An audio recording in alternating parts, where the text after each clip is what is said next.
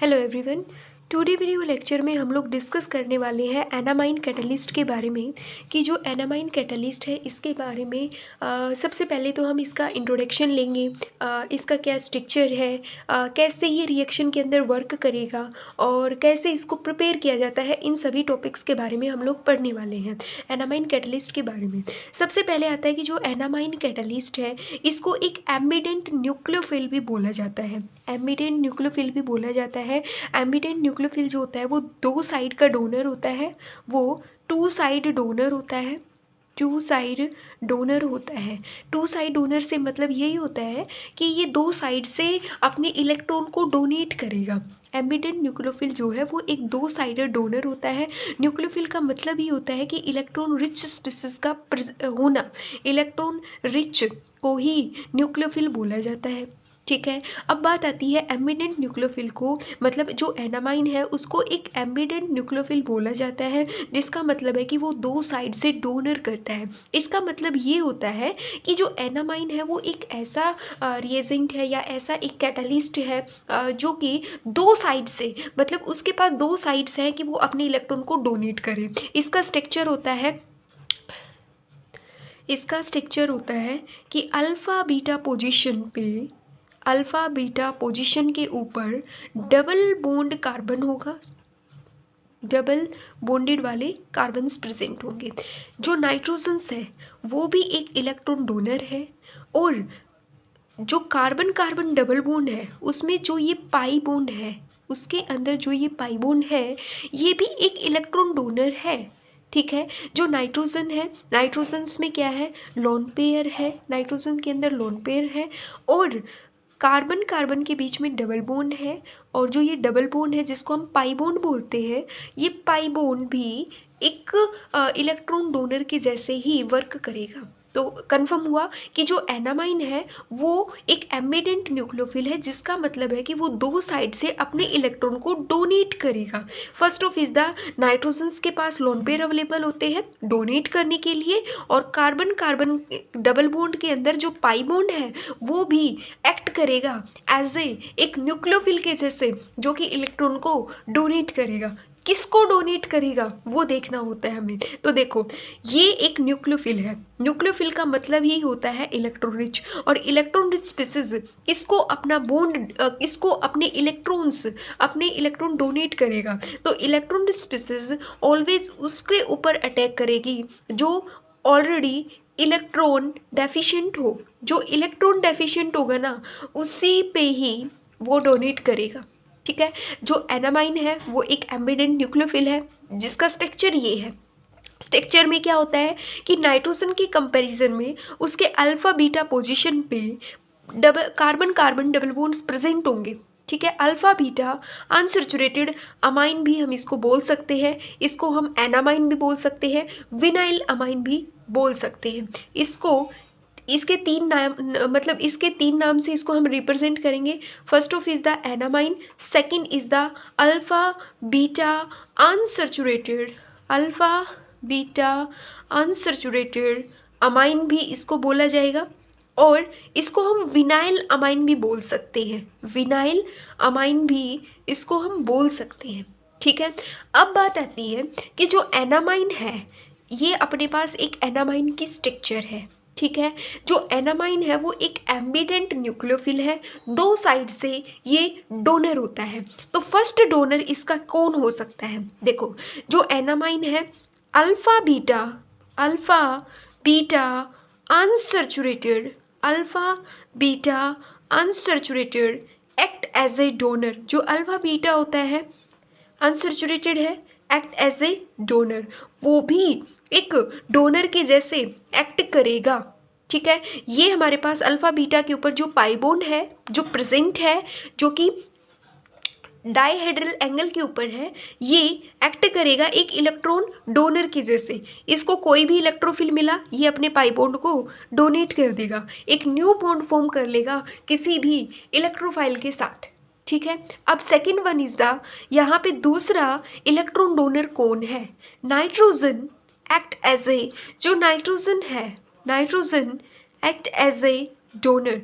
जो नाइट्रोजन है वो भी एक इलेक्ट्रॉन डोनर की जैसे एक्ट कर रहा है। नाइट्रोजन यहाँ पे अपने लोन पेयर ऑफ इलेक्ट्रॉन्स को डोनेट कर रहा है किसी भी इलेक्ट्रोफाइल वाली स्पीसीज को, किसी भी इलेक्ट्रोफाइल की स्पीसीज को। ठीक है, अब बात करते हैं हम कि इस एनामाइन कैटालिस्ट को प्रिपेयर कैसे किया जाता है। How to prepare enamine catalyst. Enamine catalyst को कैसे हम लोग प्रिपेयर करते हैं। एनामाइन जो कैटालिस्ट है इसको प्रिपेयर कैसे किया जाता है, या ये कहें एनामाइन न्यूक्लियोफिल को कैसे प्रिपेयर किया जाता है। तो सबसे इसको प्रिपेयर करने का तरीका होता है कि हम लोग कीटोन की रिएक्शन करवा दें टर्सरी अमाइन के साथ। हम लोग कीटोन की रिएक्शन करवा दें टर्सरी अमाइन के साथ। ठीक है, हम लोग जब कीटोन की रिएक्शन टर्सरी अमाइन के साथ करवाएंगे तो हमें मिलेगा एनामाइन, हम लोगों को एनामाइन मिल जाएगा। ठीक है, कैसे मिलेगा वो देखो। कीटोन हम लोग ले रहे हैं सिमेट्रिकल कीटोन की फॉर्म में, ये भी एक कीटोन ही है, ये वाला भी एक कीटोन ही है। जब हम इस कीटोन की रिएक्शन किसी भी टर्सरी अमाइन के साथ करवाएंगे, किसी भी टर्सरी अमाइन के साथ जब हम इसकी करवाते हैं प्रोटॉन की प्रेजेंस में, ठीक है, प्रोटॉन की प्रेजेंस में जब हम इस टर्सरी नहीं है, this one is the secondary amine के साथ, सेकेंडरी अमाइन जब हम इस कीटोन की रिएक्शन सेकेंडरी अमाइन के साथ करवाएंगे, ठीक है, तो हमें जो है एनामाइन मिलेगा, एनामाइन मिल जाएगा।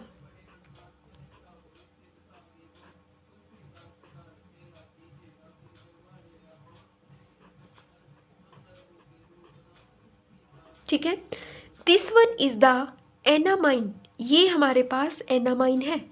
अब कहोगे कि ये एनामाइन कैसे हुआ, तो देखो नाइट्रोजन के ऊपर तो लोन पेयर अवेलेबल है और उसके अल्फा और बीटा पोजीशन के ऊपर अनसैचुरेटेड, मतलब अनसैचुरेटेड फॉर्म में पाई बॉन्ड भी तो प्रेजेंट है। हुआ क्या, बना तो ये एनामाइन ही ना। अब इसका मैकेनिज्म हम लोग देखते हैं कि किस, मतलब इसके मैकेनिज्म में हम लोग देखेंगे कि कैसे हम एनामाइन को प्रिपेयर करते हैं। एनामाइन को बनाने का तरीका है कि कीटोन को रिएक्ट करवा दो टर्सरी अमाइन के साथ, आपको एनामाइन मिलेगा, वाटर मॉलिक्यूल बाहर एलिमिनेट हो जाएगा। इसके मैकेनिज्म में आता है कि मैकेनिज्म कैसे प्रोसीड होगा। हमने कीटोन की रिएक्शन करवा देंगे, कीटोन ये हमारे पास है कीटोन, ठीक है, ये इसकी अल्फा पोजीशन है और ये भी अल्फा पोजीशन ही है।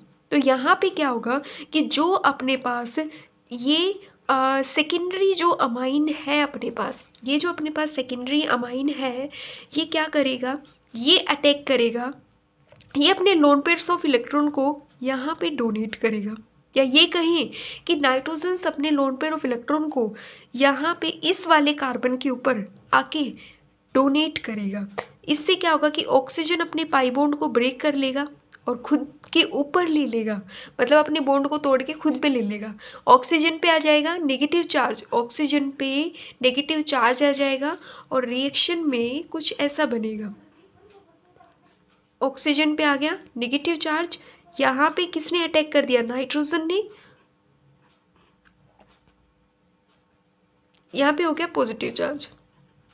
ठीक है, नाइट्रोजन के ऊपर हो गया अब पॉजिटिव चार्ज, क्योंकि नाइट्रोजन की वैलेंसी ही होती है कि वो 3 ही बॉन्ड फॉर्म करता है। अगर वो अपने लोन पेयर ऑफ इलेक्ट्रॉन को डोनेट करने के बाद जब बॉन्ड बनाता है ना, तो नाइट्रोजन के ऊपर पॉजिटिव चार्ज कैरी हो जाता है। नाइट्रोजन के ऊपर कैसा चार्ज आ जाएगा, पॉजिटिव चार्ज होगा। अब देखो हमने यहाँ पे देखा था कि इस कार्बोनिल के रिस्पेक्ट में ये वाला भी कार्बन अल्फा कार्बन है और ये वाला कार्बन भी अल्फा कार्बन है। तो यहाँ पे ये देखो कि ये जो अल्फा कार्बन है, यहाँ पे अल्फा कार्बन है, यहाँ पे इस कार्बन के पास 2 हाइड्रोजन्स प्रेजेंट है, इस वाले कार्बन के पास भी 2 अल्फा हाइड्रोजन्स प्रेजेंट है। ठीक है, नाइट्रोजन पे कैसा चार्ज हो गया, नाइट्रोजन के ऊपर पॉजिटिव चार्ज है, नाइट्रोजन के ऊपर तो आ गया पॉजिटिव चार्ज। अब नाइट्रोजन के ऊपर जो पॉजिटिव चार्ज है उसको हमें इलिमिनेट करना है, मतलब नाइट्रोजन के पॉजिटिव चार्ज को हम लोगों को रिमूव करना है। तो रिमूव करने के लिए क्या करेंगे, यहाँ पे इस अल्फा कार्बन से कार्बन की इलेक्ट्रोनेगेटिविटी ज़्यादा होती है कंपैरिजन टू द हाइड्रोजन के कंपैरिजन में। तो क्या होगा, यहाँ से कार्बन और हाइड्रोजन के बीच में बॉन्ड ब्रेक होगा, कार्बन हाइड्रोजन से अपने बॉन्ड को ले लेगा, जिससे कार्बन पे चार्ज आ जाएगा नेगेटिव, कार्बन के ऊपर नेगेटिव चार्ज आ जाएगा, जिससे क्या होगा, कार्बन पे नेगेटिव होगा, हाइड्रोजन किस फॉर्म में बाहर निकलेगा, H पॉजिटिव की फॉर्म में। हाइड्रोजन जो है वो H पॉजिटिव की फॉर्म में बाहर निकल जाएगा।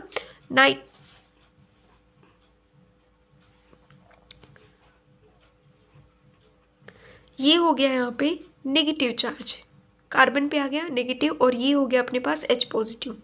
ठीक है, अब अगला स्टेप इसमें देखो, नाइट्रोजन के ऊपर जो पॉजिटिव चार्ज है हमें उसको भी एलिमिनेट करना है। तो नाइट्रोजन की इलेक्ट्रोनेगेटिविटी हाइड्रोजन के कंपैरिजन में ज़्यादा है, तो उस कंडीशन में क्या होगा कि जो हाइड्रोजन है, नाइट्रोजन हाइड्रोजन से अपने बॉन्ड को वापस ले लेगा, मतलब इससे अपने बॉन्ड को ब्रेक करवा लेगा, ब्रेक करवाएगा, तो नाइट्रोजन का पॉजिटिव चार्ज एलिमिनेट हो जाएगा, क्योंकि उसकी वैलेंसी अब फिलअप हो चुकी है, उसके पास अपने लोन पेयर वापस से अवेलेबल हो जाएंगे। इससे हमें यहाँ पे इस कार्बन पे नेगेटिव चार्ज होगा, ऑक्सीजन पे भी नेगेटिव चार्ज है कि उसके पास कोई ना कोई इलेक्ट्रोफिल आए और वो उससे जुड़े, और नाइट्रोजन का पॉजिटिव चार्ज जो है वो एलिमिनेट हो चुका है अपना। ठीक है, और यहाँ पे अपने को 2 H पॉजिटिव रिलीज होके मिले। अब ये दोनों H पॉजिटिव इस O नेगेटिव के साथ मतलब अटैच्ड होंगे, तो यहाँ पे अपना क्या होगा, वाटर मॉलिक्यूल तो एलिमिनेट हो जाएगा, और अपना कैटालिस्ट एनामाइन कैटालिस्ट जो है वो फॉर्म हो जाएगा।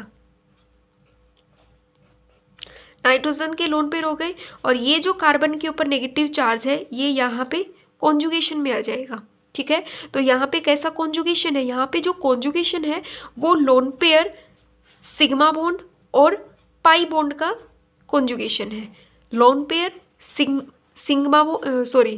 लोन पेयर हो गया, सिंगल बॉन्ड हो गया, फिर डबल बॉन्ड में पाई, तो मतलब यहाँ पे जो कॉन्जुगेशन है वो लोन पेयर की, सिग्मा की और पाई की कॉन्जुगेशन पाई गई है। एनामाइन कैटालिस्ट के अंदर कैसी टाइप की कॉन्जुगेशन है, तो वो लोन पेयर सिग्मा बॉन्ड और पाई बॉन्ड की कॉन्जुगेशन है।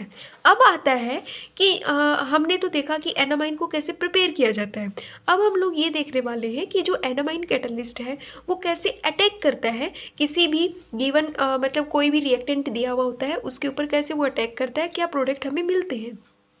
जो एनामाइन कैटालिस्ट है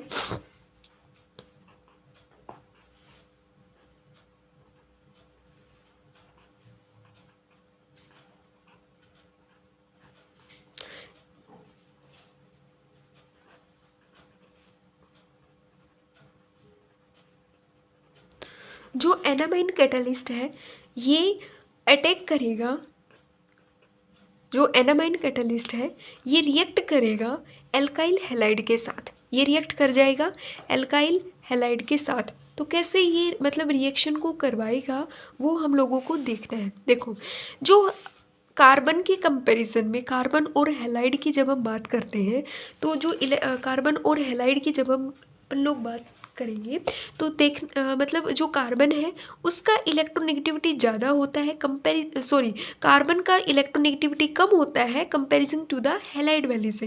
हैलाइड मतलब कोई भी हैलोजन फैमिली होती है उससे। ठीक है, जब भी कार्बन का और हैलोजन का बॉन्ड ब्रेक होता है तो उस कंडीशन के अंदर जैसे कि हैलोजन फैमिली पे नेगेटिव चार्ज ही कैरी होगा, जैसे कि fluorine negative, chlorine negative, bromine negative और तो और आयोडीन नेगेटिव, इसको बोलते हैं हैलोजन फैमिली।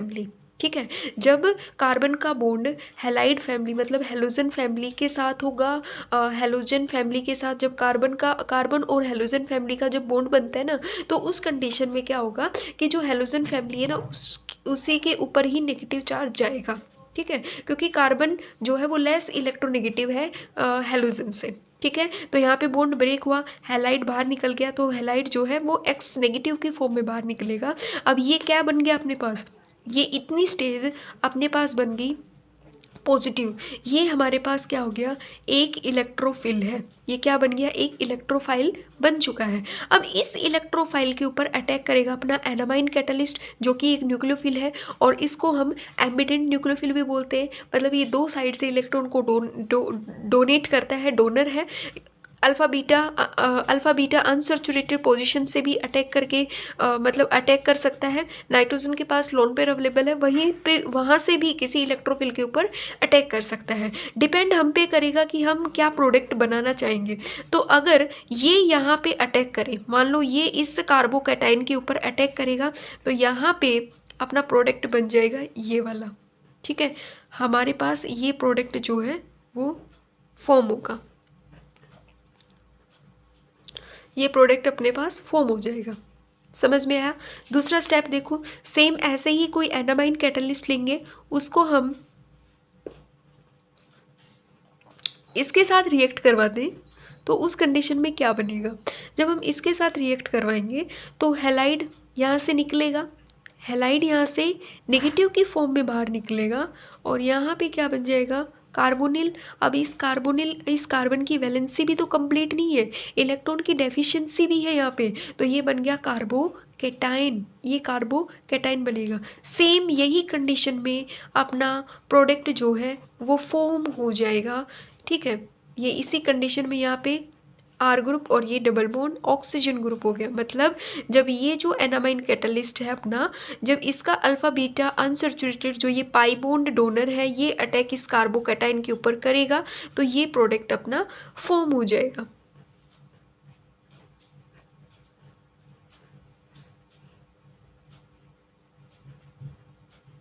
ये अपना प्रोडक्ट वापस से फॉर्म होगा। अब बात आती है कि एप्लीकेशन की, जब हम बात करते हैं एप्लीकेशन यही कहता है कि जब हम किसी भी एनामाइन कैटलिस्ट को मान लो एल्काइल हैलाइड के साथ रिएक्ट करवाते हैं, या किसी भी कार्बोनिल कार्बोकैटाइन के साथ रिएक्ट करवाते हैं, तो उस कंडीशन में क्या होगा, एप्लीकेशन में ये है कि इसके ज़रिए हम लोग 1,5 डाइकार्बोनिल बना सकते हैं, 1,3 डाइकार्बोनिल भी बना सकते हैं। मतलब इसके ज़रिए हम 1,3 डाइकार्बोनिल भी बना सकते हैं, डाई कार्बोनिल भी बना सकते हैं, 1,5 डाइकार्बोनिल भी बना सकते हैं, मोनो अल्फा अल्कलीशन भी बना सकते हैं, और गामा मतलब हम इससे एप्लीकेशन में ये होता है कि 1,5 डाइकार्बोनिल वाले मतलब प्रोडक्ट बना सकते हैं, 1,5 के 1,3 डाइकार्बोनिल के जो प्रोडक्ट है वो बना सकते हैं। Thank you very much.